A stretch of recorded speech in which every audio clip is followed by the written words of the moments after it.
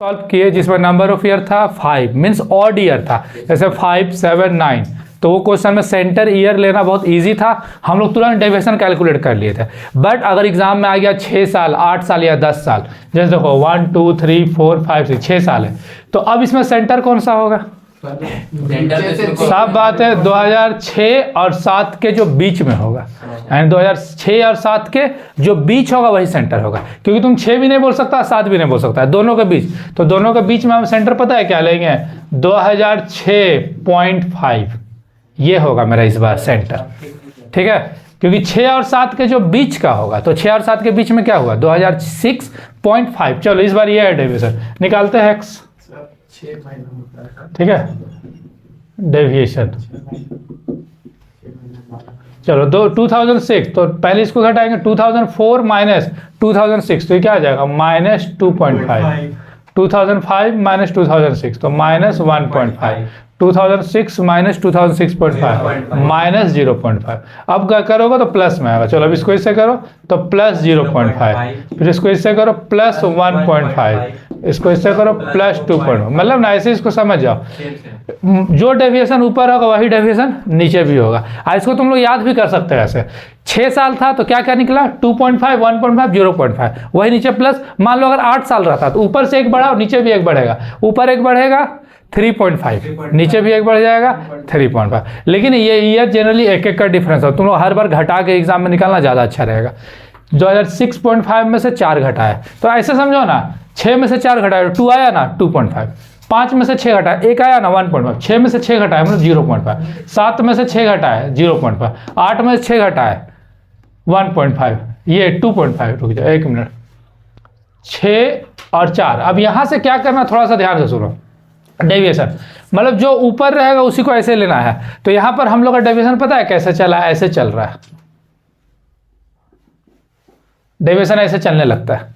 तो यहां पर 7.5 को क्यों नहीं लिए ना, क्योंकि वो 7 और 8 के बीच का हो जाता। हमको चाहिए था 6 और 7 के बीच का चाहिए था। चलो तो अब EX निकल गया, लेकिन इसको भी हम x लिख सकते हैं, लेकिन ना इस टाइप का क्वेश्चन में ना एक बार तुम लोग फिर से x निकालना। अब फिर से x क्यों निकालेंगे? अगर हम इसी को x मान के बनाएंगे तो हमको कैलकुलेशन बहुत कॉम्प्लेक्स हो जाएगा, डेसिमल का स्क्वायर करो दिक्कत होगा। तो जनरली x इस टाइप का क्वेश्चन को, कैलकुलेशन को आसान करने के लिए जो भी मेरा x निकला है उसको हम 2 से गुना कर देंगे तो मेरा फ्रेश x हो जाएगा। अब यहाँ क्वेश्चन उठता है 2 से ही क्यों गुना करेंगे? सबसे छोटा नंबर 2 है, तो तुम लोग सोचोगे सबसे छोटा नंबर तो 1 है, ऑफकोर्स 1 ही है, लेकिन 1 से मल्टीप्लाई करेंगे तो यही आ जाएगा ना। तो इसीलिए हम 2 से मल्टीप्लाई करें, वो एक राउंड नंबर आ जाएगा। जैसे देखो 2.5 को 2 से करोगे तो -5, ये -3, -1, 1, 3, 5। तो अब क्या हुआ ना, ये मेरा होगा मेन x। अब तुम बोलो क्यों किया ऐसा? इसको करते तो भी बनता, ऐसा नहीं कि नहीं बनता, लेकिन इसमें दिक्कत क्या होता है ना, डेसिमल का कैलकुलेशन एग्जाम में दिक्कत करेगा। अब जैसे हम लोग क्या x के बाद हम लोग क्या निकालते थे? x square. अब x स्क्वायर करो तो 5 का स्क्वायर 25, ये 9, 1, 1, 9, 2, कितना आसानी से हो गया। अब मान लो हम इसका स्क्वायर करते तो टाइम लगता है ना 2.5 का। तो इसलिए कैलकुलेशन को आसान बनाने के लिए कितना से गुना किए? 2 से, और वही मेरा क्या हो गया? मेन x हो गया।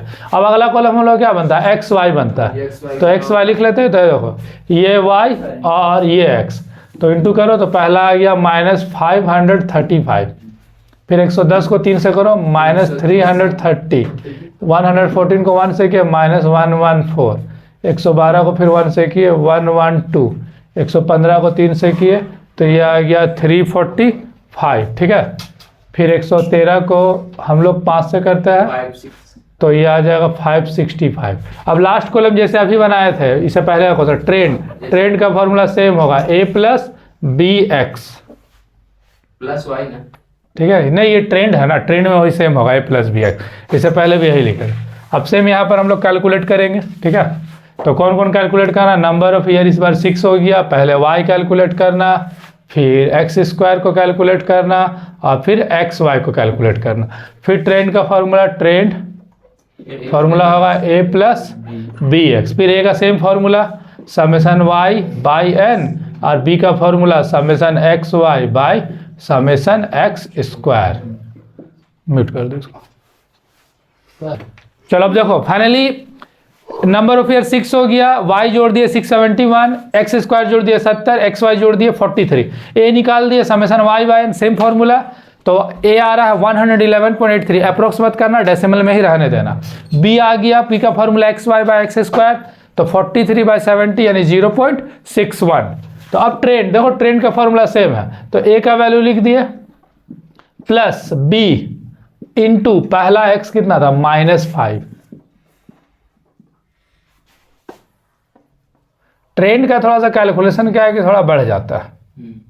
अब देखो ये पहला हो गया, फिर बी में भी होगा 111.83 प्लस 0.61 इंटू -3, फिर से 111.83 प्लस 0.61 इंटू -1, फिर यहाँ पर भी 111.83 प्लस 0.61 इंटू 1, इस बार +1, फिर 111.83 प्लस 0.61 इंटू 3, 111.83 प्लस 0.61 इंटू 5।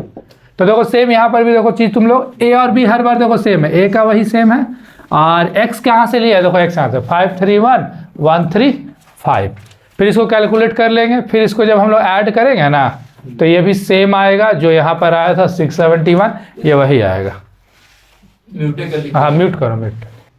अब थोड़ा तुम लोग देख लो एक बार, ये जैसे कैलकुलेट के सारा वैल्यू तो डेसिमल में आया, देखो जोड़ने से आ रहा है 670.98, तो ये डेसिमल में आया, लेकिन यहाँ कितना था 71, क्योंकि पॉइंट था इसीलिए। तो अगर हम इसको अप्रोक्स करेंगे तो 71 तो आ जाएगा, मतलब इक्वेशन सही बना है। जो यहाँ y है वही यहाँ भी आएगा। तो समझ में आ गया, दो ही क्वेश्चन इसमें एग्जाम में करके जाओ, यही 2 से क्वेश्चन इजीली सॉल्व हो जाएगा। 98 है तो हाँ कट कर दो।